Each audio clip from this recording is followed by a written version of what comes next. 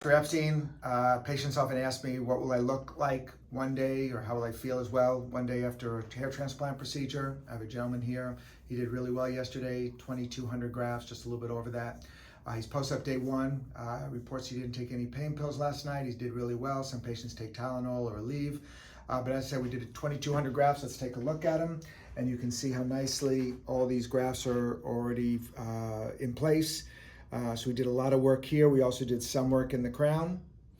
The recipient sites we use are 0.5 and 0.6 and 0.7 millimeters.